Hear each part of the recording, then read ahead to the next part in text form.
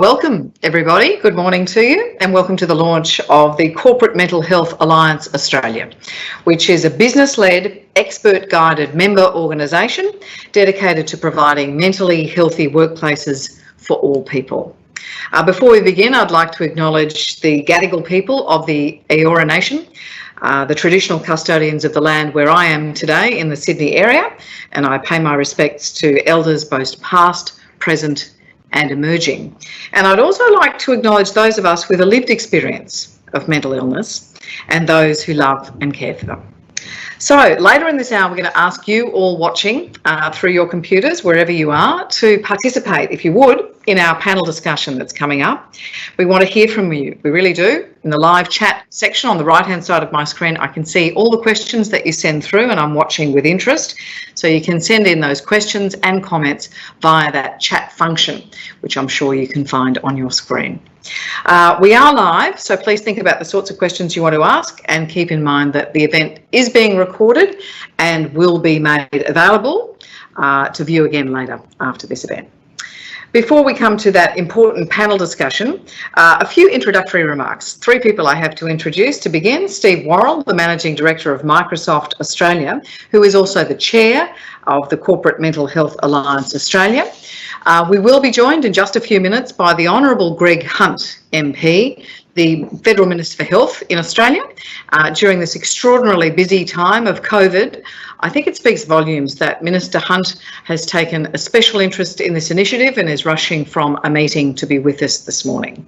Similarly, we are delighted to have with us Poppy Jaman, OBE. Poppy is joining us from London, where it is nearly 1 o'clock in the morning, because she is the Global Ambassador for Mental Health and the CEO of the City Mental Health Alliance in the UK. So welcome to Poppy and to Steve. And Steve, can I start with you, because I know this is an initiative very close to your heart.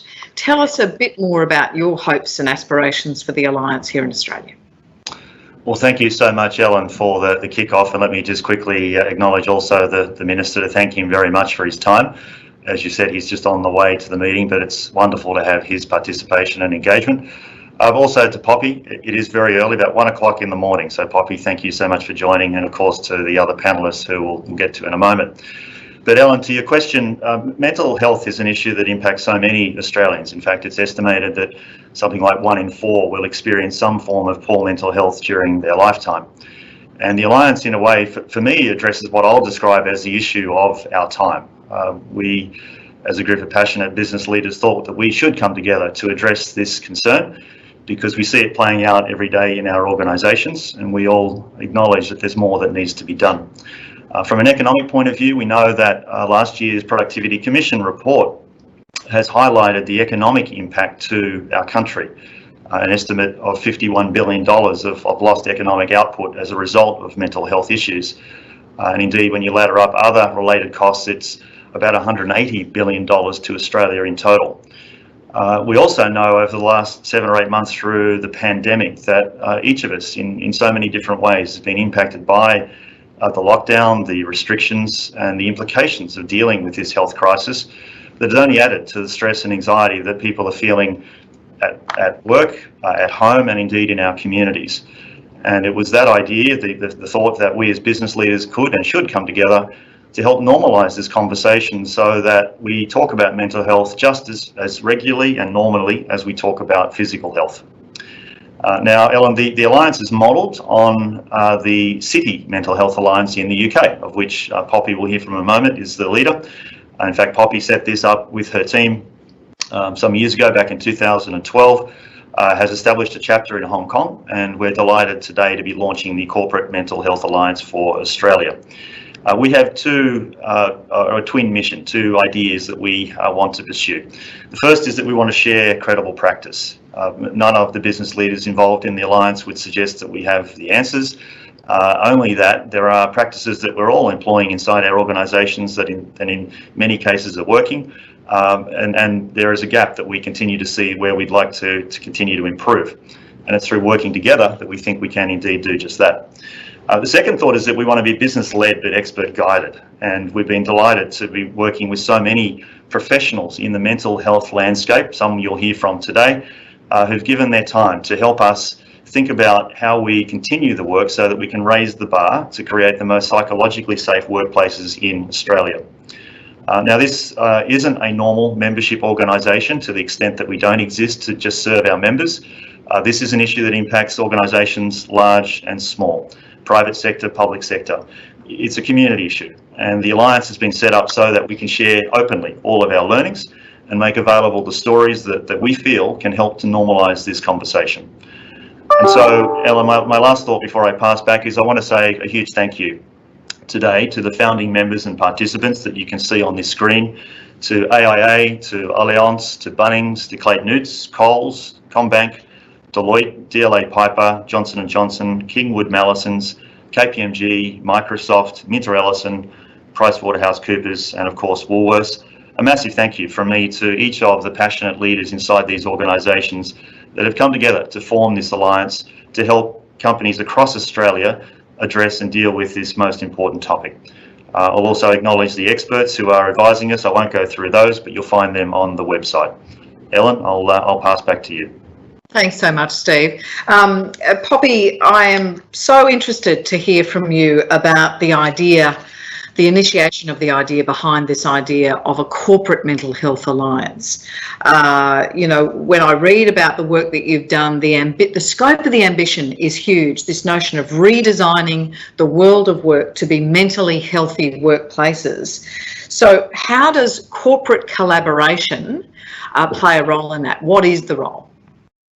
Hi, Ellen. Thank you so much. First of all, I've just got to say, I'm so excited. This is just absolutely brilliant. So I'm so happy to be here, and especially for Stephen's leadership right on this, right from the outset. I've met you in person, and at the moment we met, I knew that this was going to be huge. So really excited to be here, Stephen. Thank you.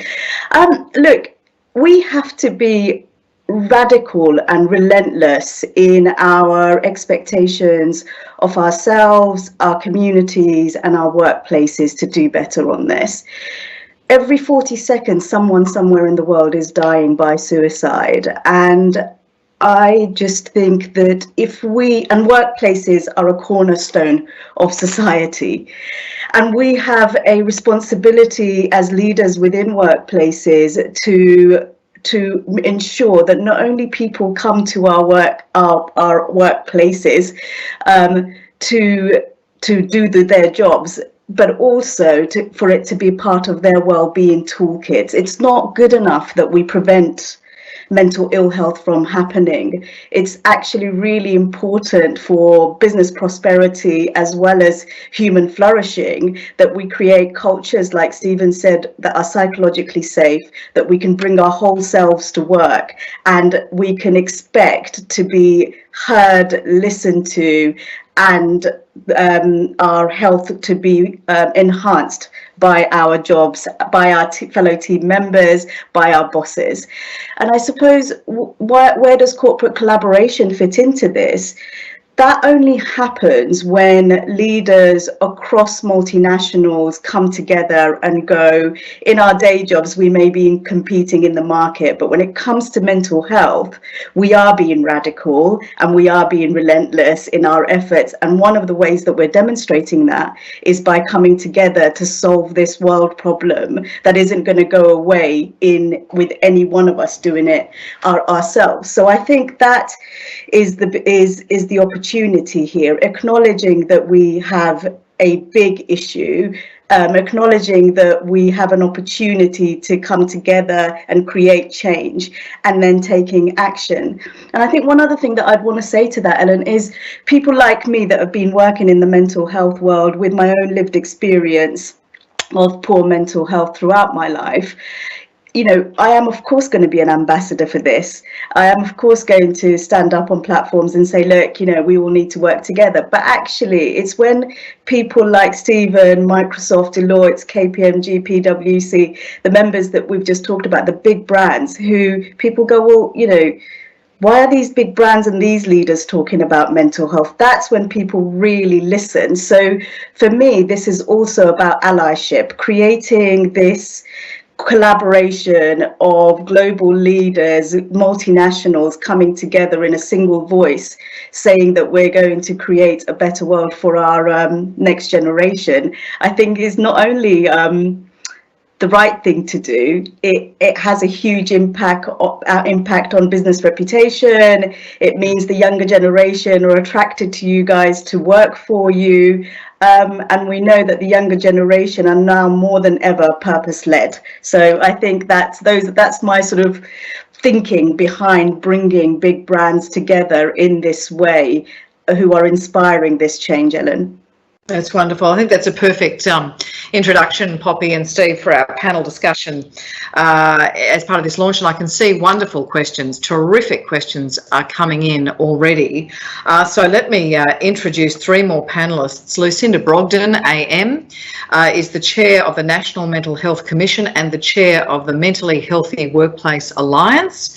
Welcome to Lucy. We also have Associate Professor Sam Harvey.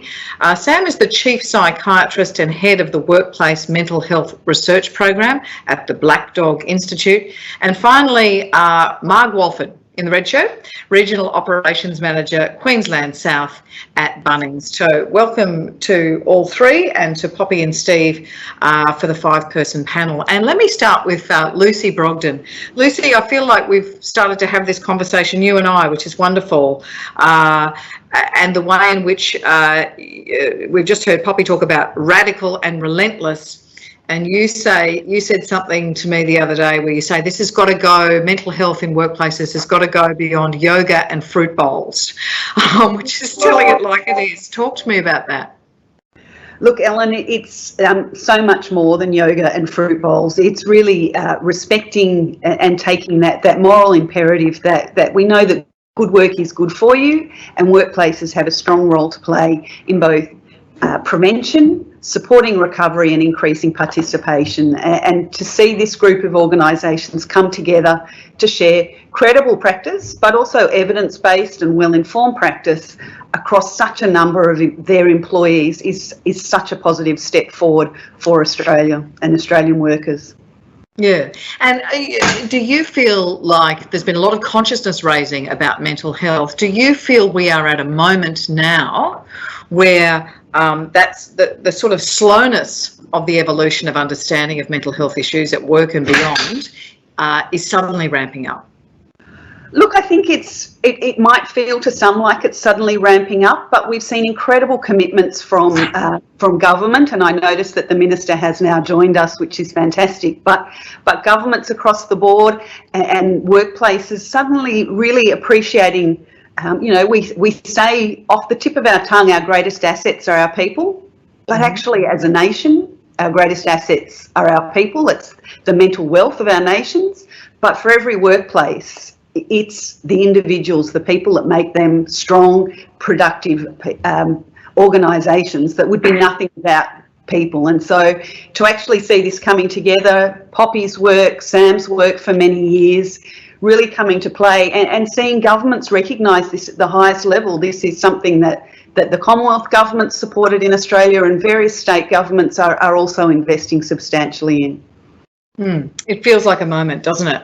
Greg Hunt, as you say, is with us on the line from Canberra. Minister, thank you so much for making time for us. You've made mental health very much a priority. Talk to us about what you see as the role of corporate Australia in championing mentally healthy workplaces.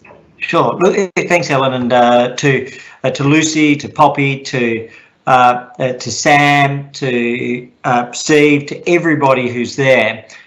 Thank you. So let me try to break it up very briefly into the challenge, the response, and then the corporate role, because in a way this is why Lucy came on to do the Mental Health Commission role. We talked about her part of the bargain was to help build exactly this alliance, and all of you have played a role in that, but that was part of the arrangement, that we helped provide the medical support and the general framework, and that she, working with you, helped catalyse the business community. So the challenge, we know, 4 million Australians in any 1 year, and this year has been probably the hardest year since the Second World War. That whether it's lockdown, whether it's health fears, whether it's economic fears, isolation, loneliness, all of these elements have come together to exacerbate what was an existing chronic problem. Translates into 3,000 lives lost through suicide, but if you think of it as 4 million people who have some form of mental health challenge in any year, and that means it's everybody everywhere. It's the corporate world, it's the small business world. It doesn't matter whether it's public sector, private sector, old, young. This challenge is real. It doesn't have any boundaries around gender, ethnicity, age, none of the above. So having said that, our role is to provide the national framework, and it's about $5.7 billion a year that we just announced. Significantly expanded the support for better access. Many of you were advocates for the doubling of psychological services, and then a lot of investment in suicide prevention. But the really exciting part to me is what you're doing today with the Corporate Mental Health Alliance. And so it's not that the problem is different in your areas, it's that the ability to support, I think, has been not as well tapped as it could have been, which is partly to do with government, partly to do with sector, but mostly to do with history, that the problem is emerging from the darkness, and Corporate Australia is in a position to help lead that. So this alliance, I think, actually allows us to touch millions of workers with our biggest employers, but then to provide two examples. One, to say, it's okay not to be okay, that it can be any of us anywhere. It can be Franklin or an Andrew Robb, or it can be any other person that has talked about their challenge, and that if it's okay in the biggest firms to address and acknowledge it, it's okay in the smallest firms, and that's the demonstration power as well as the direct outreach. So I'm really thrilled at Lucy, what you and Poppy and Steve and Margaret and all of the others, and Hayley and all of the others are doing, and I want to thank and acknowledge that. And I'm really delighted to. I think my role was to formally launch the Corporate Mental Health Alliance, albeit I was a little bit more discursive than I should have been. Thank you very much, Minister. We do appreciate you rushing from meeting to meeting, and we probably have a fair idea of what the Federal Minister for Health is doing pretty much every day in 2020. So thank you so much for making the time. No, it's a privilege, and I'm happy to listen in to what you have to say for a little while going forward. And questions or comments or criticisms or suggestions, now's the opportunity. There's no need to be polite. Ellen is well schooled in probing questions. Let me just draw in our two final panellists. Marg, hello to Marg in the red shirt. Marg, Regional Operations Manager, Queensland South for Bunnings. Now, Bunnings have an interesting story to tell. What a diverse workforce you have. You're old and young, culturally diverse, all sorts of different backgrounds in your workforce. Talk to me about how Bunnings thinks about providing a mentally healthy workplace for those people. Yes, thanks, Ellen. And yeah, you're right. Mental health for our 48,000 odd team across Australia is incredibly important to us, and it's a priority for us. And we've talked about it for a while, and I suppose it's been highlighted and accentuated in the last few months. We've got an expansive team. We've got over 300 sites. So while we recognise that all of our team have a part to play in creating a safe workplace, it's really important that our leadership step up and provide that safe and value-adding and purposeful leadership and create that environment for our team in the workplace to be safely listened to. So we spend a lot of time on upskilling our leaders. Therefore, it can't be assumed that everybody's got that skill to be able to intuitively recognise when somebody is struggling, for example. So we do look to increase the capability and upskill our leaders to be able to provide that safe workplace, to provide a purposeful, meaningful work for our team, and be able to address issues should they arise, and also then have support for the leaders should they need it, and they know where to get that support. So that's the first thing. We also have an incredible amount of resources outside of the human resource, I suppose, that we use to support our team. And that's not just in the mental health space, it's across physical, financial and social, because really they all feed into each other. But our job as leaders is to make sure it's no good just us knowing about those. We need to make sure that the 48,000 know exactly what those are and when they can access them and how they can access them, and so we make full use of that. And then finally, underpinning all of it, sorry, long answer, is our culture, which we're very, very proud of when we wear the red shirt. And we spend a lot of time listening to our team and providing forums to say, how are we doing in terms of our culture? And we absolutely recognise, to the comments that have already been made, that we do not get it right all of the time, but there's so many examples across all of our sites where we intuitively do get it right, and our team and our leaders step up and provide that support for each other. So, to build on that is our aim, and share our ideas going forward. Thanks very much for that, Marg. And I want to turn to Sam now. And Sam, I've been astounded listening to what Bunnings provides and how they think through this issue, right? Anyone can fill out a form and ask to speak to any leader. Individual leaders are encouraged to ask themselves, what's the right thing to do here, rather than, there's a drop box, there's a 1300 numbers, they might call that. But the point that you made when we were discussing this earlier was a key understanding that doing something is not always better than doing nothing. Yeah, thanks, Alan. I mean, it's, as Steve alluded to earlier, mental health is one of the big challenges for our generation. And as a scientist, it won't surprise you to hear me say that I think science is where the answers lie to all of these big problems.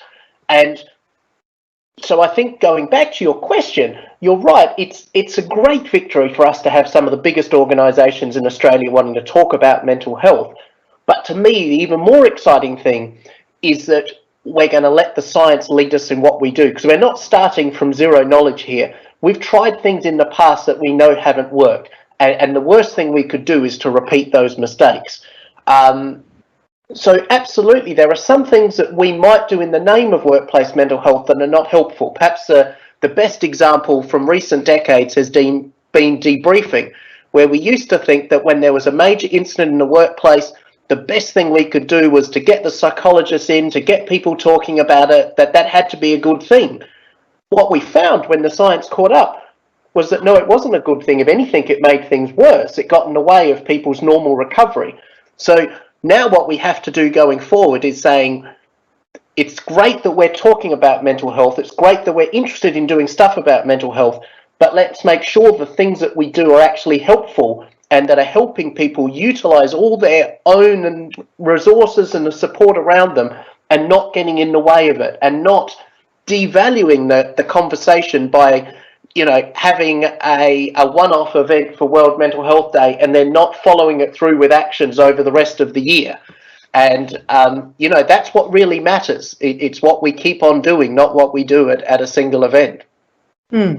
Lucy, I mean, that very much reflects a lot of what you talk about too, right? That it's got to go not only beyond the yoga and fruit bowls, but actually when you're thinking about good work design, about maybe how to make an organisation leaner coming into a recession or in the midst of a recession, that's kind of where the rubber hits the road on good mentally healthy workplaces.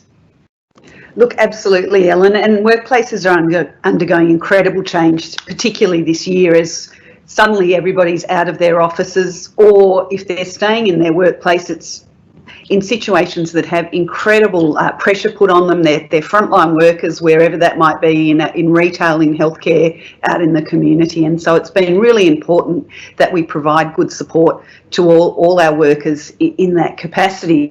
But as Sam's right, it's important that we look to the evidence and look to the science. This goes beyond just good intention. We need to be sure that we're doing things safely and that will give positive benefit to workers.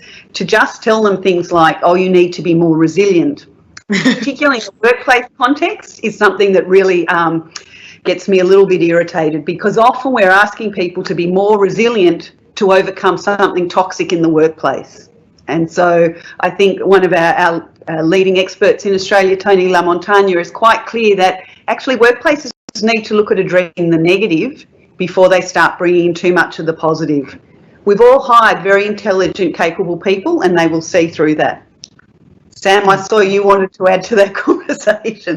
I do. The only thing I wanted to add is I guess, the note of optimism amongst all of this, that we actually do have things that we know work now. Yeah. And that's what's really exciting. You know, if you're looking at things that can improve the mental health of the public, there is stuff that we can do in workplaces that we now know work. So what's exciting about this is that we've got the leaders of some of the biggest organisations now saying that they're going to do these things and to use these things that we know work.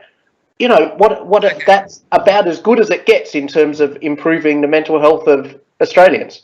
We're just about to lose the Minister, Poppy, so I might just come back to you. Minister, there's an interesting question on the screen here that lots of people want asked, and we can see that our political leaders are under enormous strain, right? No doubt you included. What an extraordinary year. What's your personal reflection on this question? How do we ensure that people are listened to and heard without being dismissed as too difficult? Look, I think the answer is twofold. Firstly, you have to create that environment where you want people to be able to approach seniors. You know, the phrase of 360-degree feedback or other things, but that culture of you want contestable ideas, and then you want individuals to have confidence. And there are two sub-ideas within that. The contestable ideas, which is an immensely important source of institutional strength, and, you know, whether it's corporate, whether it's not-for-profit, whether it's government. And then that's different from the individual who might be, you know, she or he might be struggling to be able to seek that help. And so you can only do that if there's clear direction from board level, whatever the institution, about we want to create this open environment. So it's the open environment on ideas and the open environment on individual challenges.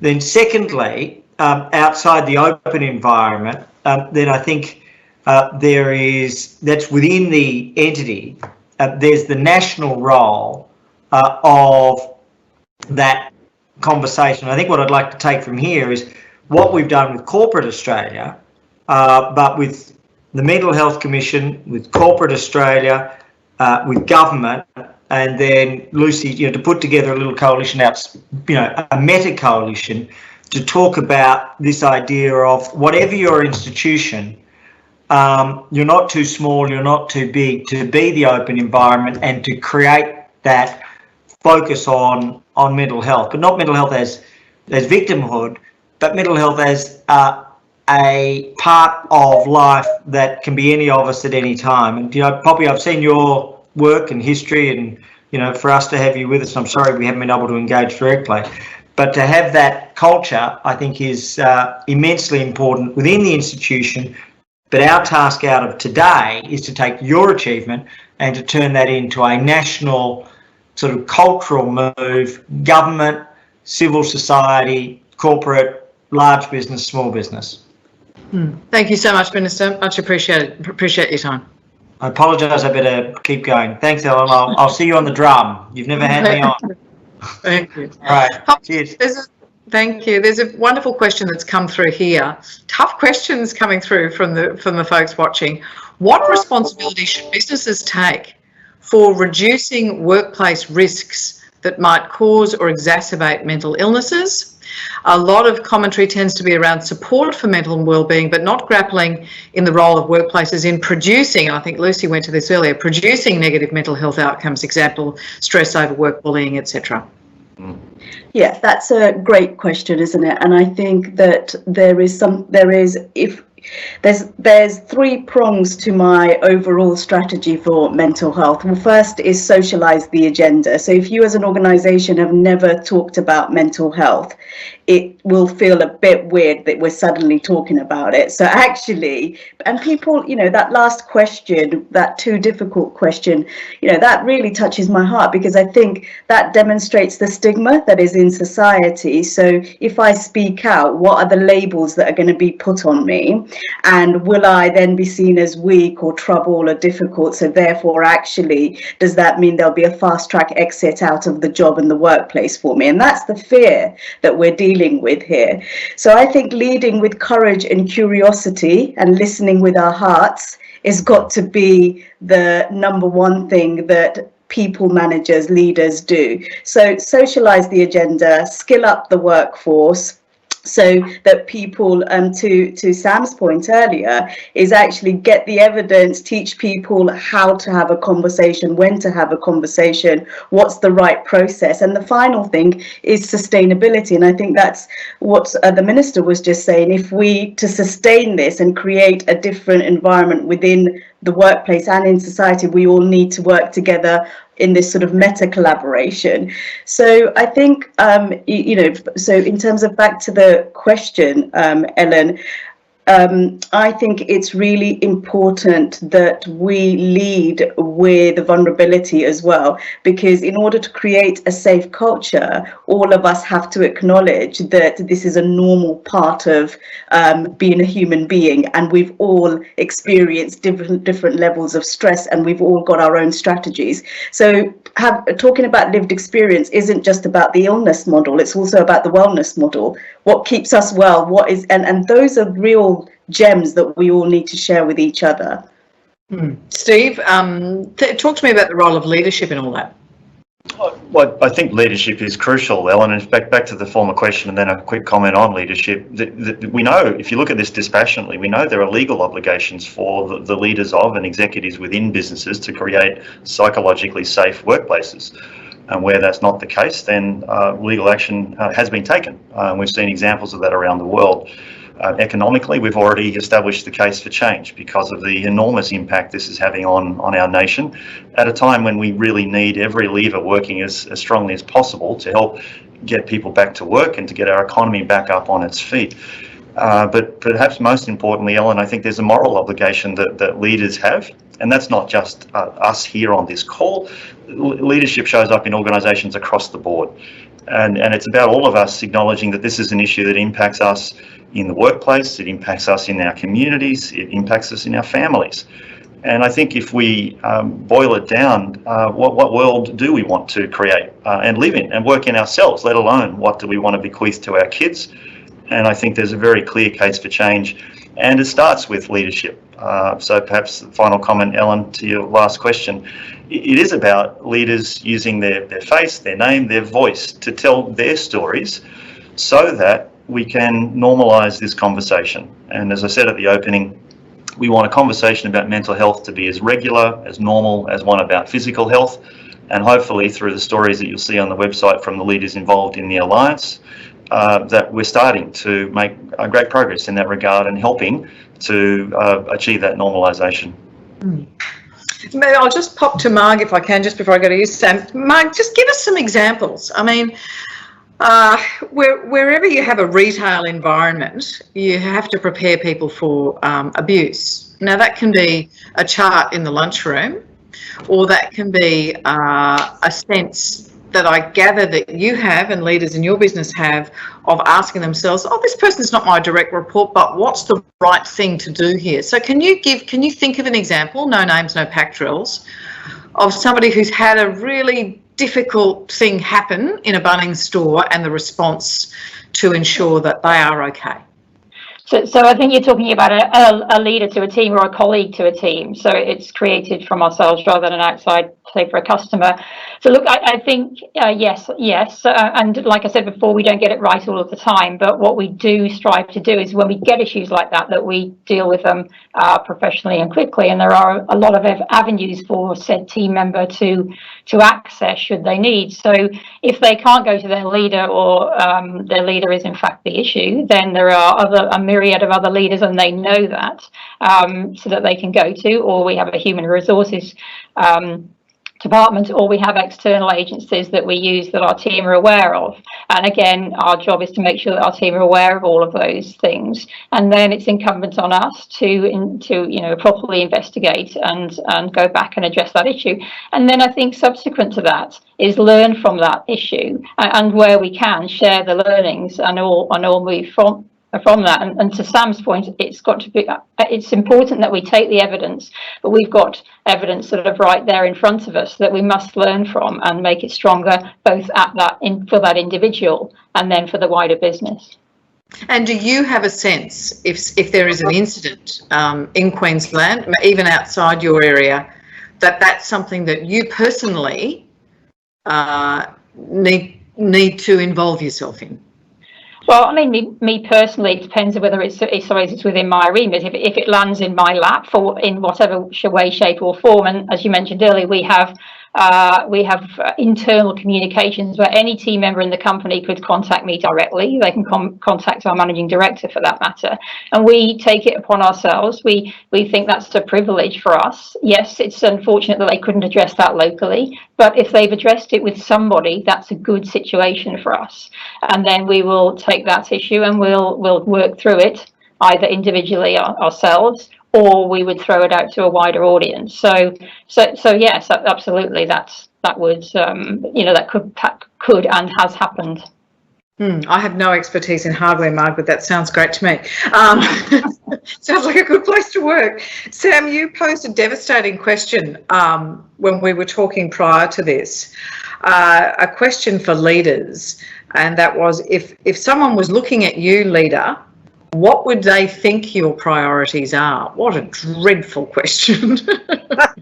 But it's true, it is an unfortunate question, and I hope one that people don't ask of me. But I think, the reality is it's priorities that make decisions for us. We've got limited resources, limited time in each day. We make decisions on what we're going to prioritise, and people see that, and that's how people judge us. And there's been some really interesting studies that you go out onto a shop floor of an organisation and you can ask workers about what they think the priorities are for the leadership of the organisation. And there is remarkable consistency. Like people, we talk about culture like it's sort of an amorphous thing that you can't grab. But actually, when you ask people, there is a group consensus on what it matters to an organisation and leaders of an organisation.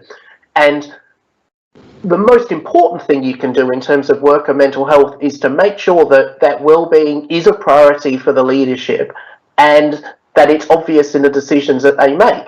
And so, every time decisions are made in an organisation, they're lined up against the priorities. And if worker well-being is one of those priorities, and if there's a structure in place to make sure that that's considered, then that makes a difference. And one of the questions earlier that you ran out was that really interesting point about that creating a mentally healthy workplace isn't just about resilience training and supporting people when they become unwell. It's about reducing known risk factors and helping people to remain well. And the way that happens is through decision makers in an organisation thinking about this as one of the factors that drives their decisions. And there's this sort of idea of risk factors for risk factors. So, I can show you the research that shows that job control, having control in the workplace, is an important predictor of keeping people well.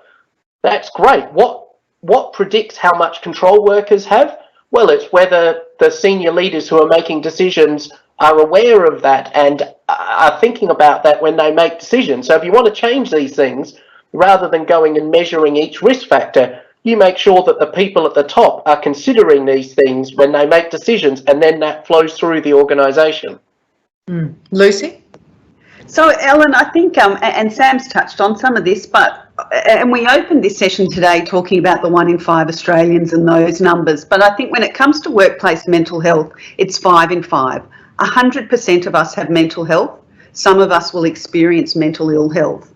And so we take these 2 words and stretch them across the whole range of the population. And it's a challenge, and it's often interesting when you do talk at board and executive level, and they'll show you their portal of beautiful policies within their organisation. And I say to them, that's lovely and fascinating, but actually the regulators can come into their organisation, and some of them unannounced, and ask exactly the question that Sam posed. What's it really like to work here? And that's when I see sort of senior management start to think about the answers that their team might provide if someone came in from outside and said, what's it really like to work here? How do we really do things around here? What's valued in this organisation? And they're the questions that you can start to ask yourself with your team. What would they say? How would they answer those questions? But Lucy, can I just, before I pop back, can I ask the question that workplaces are not homogenous? Yep. Everybody brings themselves to work, whether they can talk about their full selves or not, their sexuality, their cultural background, whatever health issues or mental health issues they might have experienced in the past, whatever stresses and anxieties they have in the present. There's a lot of questions coming through about practical issues for HR departments, but if you don't know and understand what it's like to be that individual person, whether that's a gay man, a straight middle-aged woman, a woman of a South Asian background, a woman of a Vietnamese background, or if you don't understand all of that, how can you begin to engage and genuinely see and support people and create workplaces that are safe for them? Well, I think, Ellen, the underlying principles for safety apply across the board. And so it's important, if we think about our organisations, and there's a terminology in the law that talks about the fragile egg concept. So we need to assume that people will bring all sorts of vulnerabilities and strengths to the workplace, and we need to be able to accommodate those. You can't pretend they're not there and expect everyone to tough it out. And I think people like Marg are dealing with this on an absolutely daily basis, trying to get that balance of commercial reality and a compassionate and supportive work environment. Poppy, talk to me about the same issue. So 2 points on that, Ellen. First, I think there's moving from empathy to compassion, and we've all know the feeling of empathy. We can all empathise, and I think when it comes to, even if you have not had your own experience, you will know just from the statistics someone in your network that has gone through an experience of poor mental health and how challenging that is. And I think the difference for me between empathy and compassion is empathy, we can really relate to somebody else's feeling. We can even share that because we've had our own lived experience or experiences.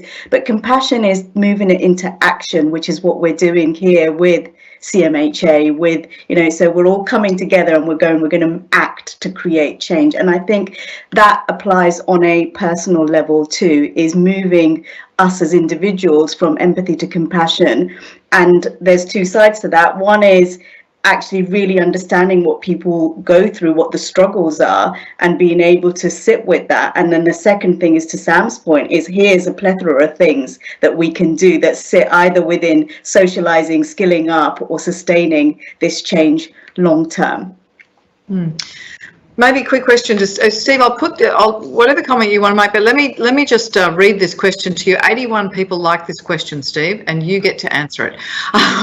What are some real and practical HR policy changes that organisations can implement to help ease the effects of COVID-19 has had on mental health, or to just help with mental health in general? One example is that we have 10 days of sick leave per year, and out of those 10 days, says this writer, we can only use 1 day as a mental health day. Now, I'm not sure that everyone else out there, but I certainly have more than a day in a financial year when my mental health is at absolute rock bottom. Right. And so the question is, what's one suggestion, Ellen? Real and practical policy changes is the question. Yeah. Well, and so one from our experience at Microsoft, and I know many other members of the Alliance have similar practices, and other organisations for that matter, but we've taken that type of feedback and changed our policies because through this period, maybe in the last 7 months more so than at any time, Ellen, we've learned so much about the need for us as employers to be flexible. The pressures that our teams are experiencing, and back to the sort of earlier question that you posed, there's no way I could possibly understand, nor would I ever want to understand, the full complexity of every person working in my organisation. No one in the company would want that either. That would be scary. what I hope to do as a leader is to create an environment where I'm listening, and not just myself, but my HR lead Ingrid and our leadership team are listening to the feedback from our teams. And as we did early in this crisis, we acknowledged that people needed they needed a release valve, they needed time out. And so we changed our leave policy overnight with the support of the company, and I'll acknowledge that this was a global issue. But we changed that policy to say, look, there's pandemic leave available up to 3 to 4 weeks of time that you can take as you see fit. You might choose to take it in a block. You might take it as a couple of hours every day. You might take it 1 day a week. It really depends on your family, your kids, your parents, all of the complexities of the world that you are dealing with. And so I think perhaps because of this time, Ellen, we've learned that we have to be flexible, and maybe that's the most important starting point.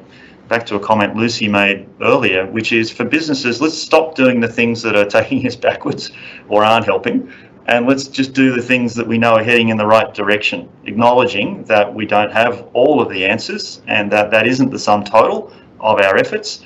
But if we just edge forward one step at a time together, then we can hope to create more psychologically safe workplaces in future than we may have had in the past. Sam, I know you want to get in on this, but I am interested in your views on COVID. There seemed to be a view that working from home is flexibility and control, whereas I think during COVID, working from home is just really working from home, teaching your children and doing lots of other things. And it hasn't been, there's a sense that some people have, well, that's better, right? But in the COVID setting, for folks who have had to work from home, that's not necessarily so, is it? No, it's a real mixed bag when you look at how people have responded to that. I mean, one of the themes that we've had come through the discussion has been around the importance of control and having some control in your workplace to be able to provide solutions and to be able to modify your work depending on what's happening. Working from home helps with some of that, but it also robs us of some of the social support in the workplace, the having a discussion with somebody in front of the microwave in the kitchen, the time out to be able to listen to music on the way home on the train, all of those things that we used to use to cope, whereas now there's no real barrier between work and home for some people. So I think I personally don't necessarily think that one is better or worse. I just think they're different. And what we have to make sure we have within organisations are line managers who understand that and who find appropriate ways to check in with their staff.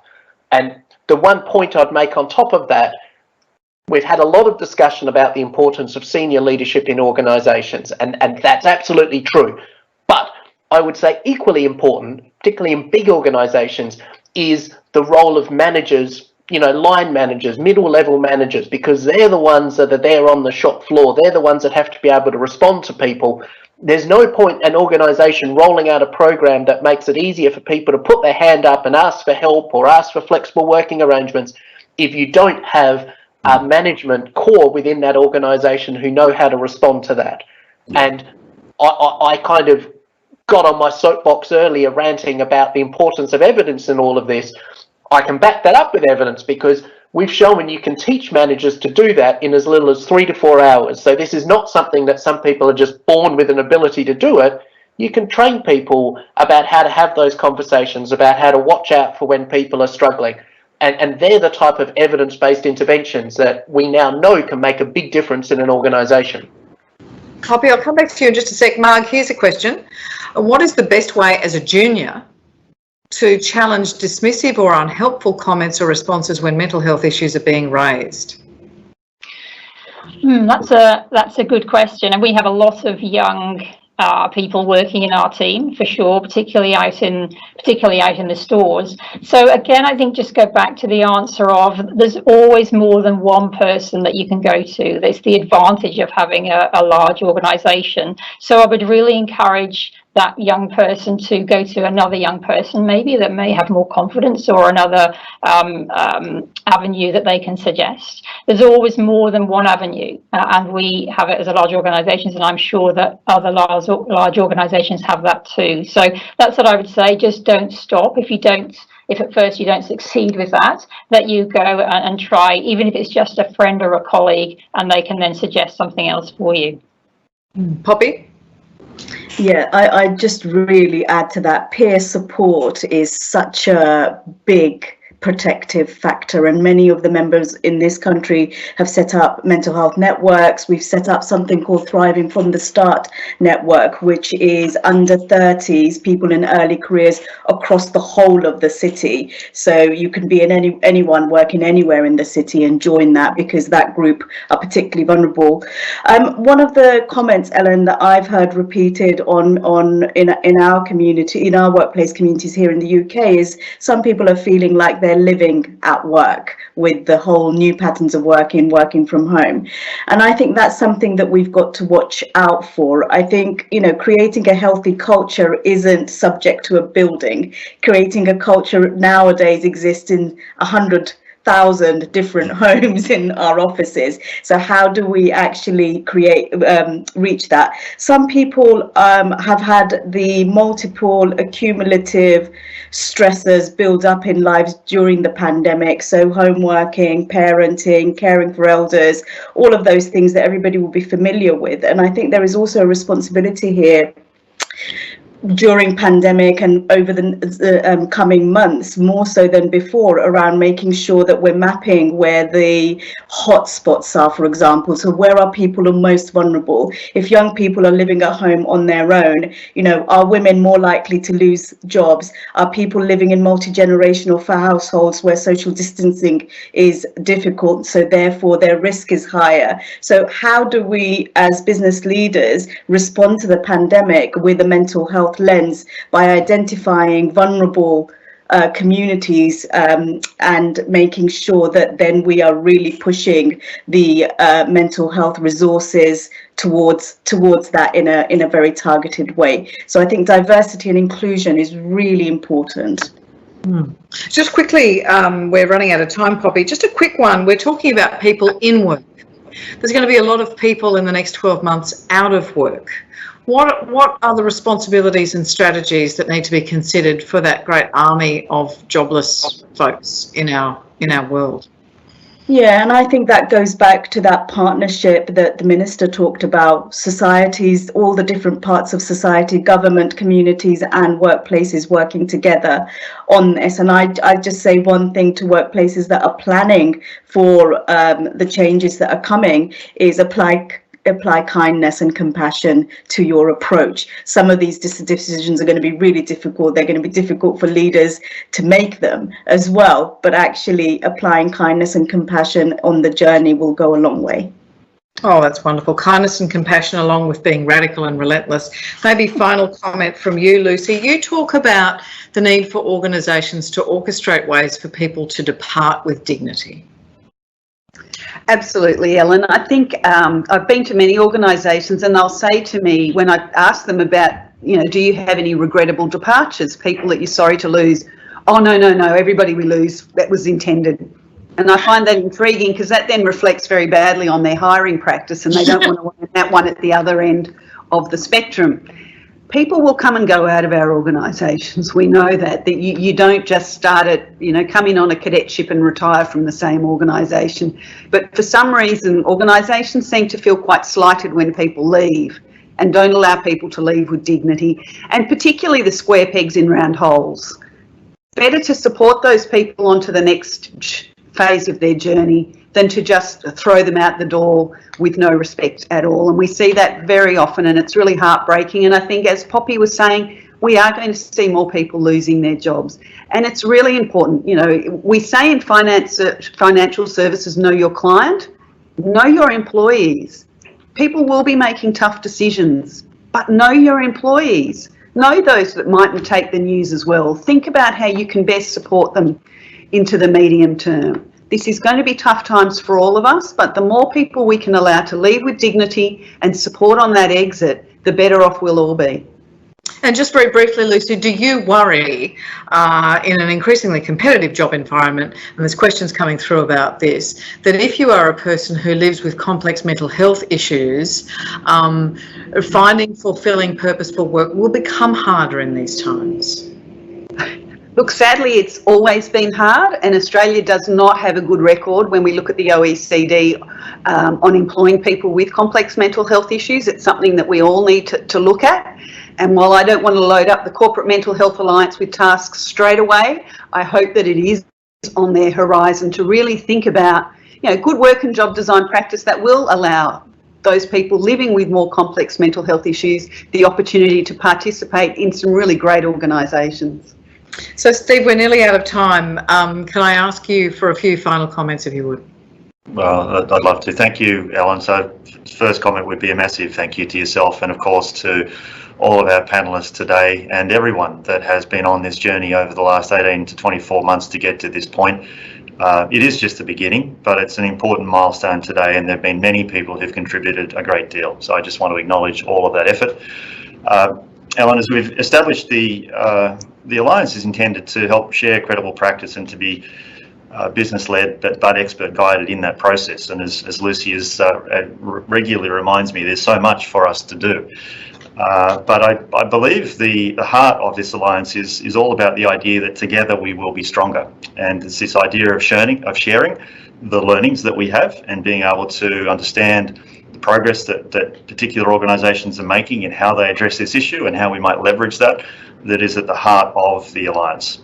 As I said at the start also, really important to acknowledge that we don't exist to serve our members only. We see this as a resource and an alliance that I hope over time will serve all organisations in the country, large and small, so that we can share what we are learning together and make that available for every worker in the country to leverage in their environment in whatever way makes sense.